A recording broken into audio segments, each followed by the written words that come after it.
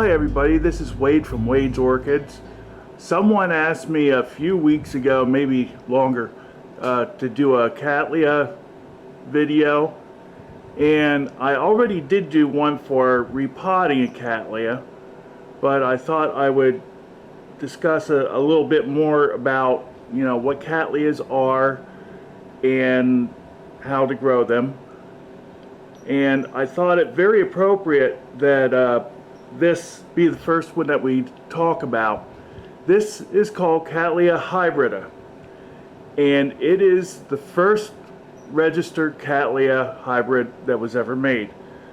It was registered by Veitch and Sons in 1859. Now this, of course, is a remake, and the parents of this is Cattleya guttata crossed with Cattleya Alliance. And Cattleya Alliance is not a small plant, but Cattleya guttata is very large. And I will back up here a little bit and show you that it is it's a little bit ratty right now because it was saved from near death. But it is standing, I would say, about 18 inches or more tall, maybe 20 inches, and it can grow easily 2 feet, and it can possibly have up to a dozen flowers on it. It is a nice pink color. It is fragrant also, and it also has you might not be able to see this real well in the video, but there are some darker pink spots on it. Now the pink is from Cattleya Alliance, and I believe both of the parents of this particular clone here were made with the alba or semi-alba forms, but that doesn't necessarily mean that the parents are going to be alba or white. As you can see, this is a nice pink color, and usually Cattleya Alliance will have, maybe 3 flowers, okay, and it does transmit the pink very, very well in its progeny. And Cattleya guttata is known for having heads of flowers, up at least a dozen or even more. And this has brought forth the best of both of the parents, I believe. I like it very, very much. Now, what I'm going to do here is go to the next plant, and it's quite a switch. Here we have BLC rustic spots. Okay, and I will back up just a little bit. And it's opened a few days ago, and this clone is a very nice brown color with dark red spots in the sepals and petals, and a beautiful ruby to burgundy lip on it. One of the very interesting things about this is that it has got the same grandparent as what Cattleya hybrida does for a parent. One of the grandparents of this is Cattleya guttata. And I'm thinking very strongly about crossing these two to bring the Cattleya guttata influence and maybe get more flower count on something like this. The form of this is mainly caused by Brassavola nodosa, which was another grandparent in this. This is actually the immediate parents of this are Richard Mueller crossed with Cattleya Alliance. Cattleya Alliance is guttata crossed with Cattleya Alliance. Okay, and Alliance can do some really nice things. Alliance is a very small growing Cattleya. Okay, so before we get too far involved with genealogy and that, we'll go and take a look at a couple other things that I have. This I think I may have actually shown you before. This is an encyclia. I have to look at the name here, so let me deal with the camera shaking a little bit. And this is Encyclia Alata crossed with Plicata. Okay, and it is in the Cattleya Alliance, and it grows pretty much the same way. I'll back up a little bit here and show you. This has got, oh my, at least about a dozen flowers, and it's arranged on a branching inflorescence, and I think it could possibly even get more flowers. So it's a really nice little thing. And the plant itself is much smaller, as you might have seen here. There's the plant. It's in a little 4-inch basket, which it is overgrown. But as opposed to 20 inches tall for the Cattleya hybrida, this is, oh, I would say maybe 12 to 14 inches tall. Okay, now I'm going to move along here and show you a couple other Cattleyas. This is the type of Cattleya. This is not a named variety. Well, the label had a name on it, but the name is wrong, I'm sure. But this is what they really call a Henrietta Japhet type Cattleya. Henrietta Japhet was the name of one of the Cattleyas that is very, very famous in the corsage orchid industry. And a lot of the Cattleyas that you get that were in the corsage industry, they didn't really keep the tags, or throughout the years they've been lost, but this is pretty much what they used in the corsage orchids, and it's a pretty little thing. Not little. And it is also fragrant. Now over here, I have to apologize. This flower has been open for quite a while and is starting to show some signs of wear. This is Potinera Sweet Amy, and it's a very nice orange Cattleya.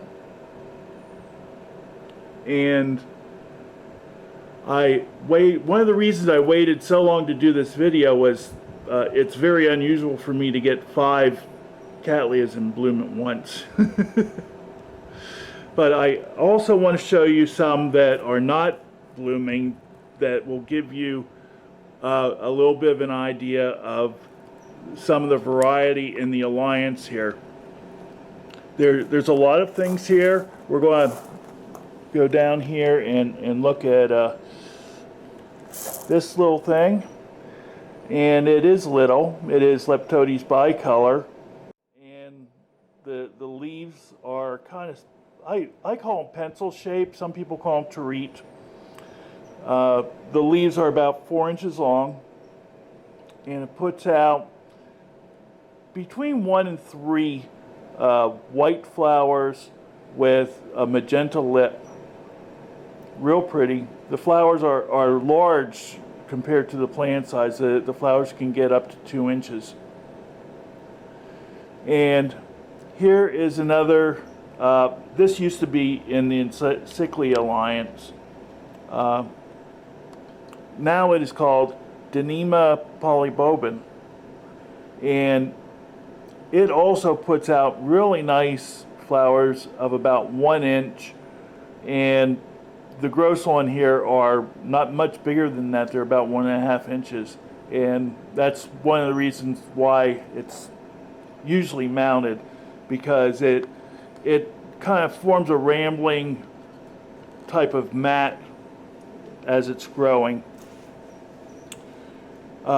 Here is Sophronia cernua, which is maybe an 1.5 inches tall, but it puts out reddish orange flowers. Now, I don't have Sophronia coccinea, but coccinea was used to make a lot of the red and orange flowers. I'm going to back up here and show you Sweet Amy again. And Sweet Amy, the orange in it is caused mostly from Sophronitis coccinea.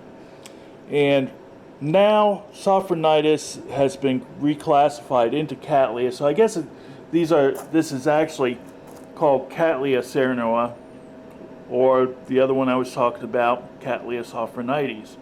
It's really confused things, especially for me. The last one that I have here sitting on the bench is Encyclia ciliare, which is a white and green flower, very pretty and slightly fragrant in the spring. And it was just mounted this spring after it was done flowering, and you can see that it is putting out lots of new roots, and it's starting to adhere real nicely to the cork that it's mounted on. So it's going to be nice and healthy in a year or two, putting out lots of nice flowers. So, how do we grow these? Cattleyas are usually almost used as the base against which pretty much everything else is measured against as far as growing orchids.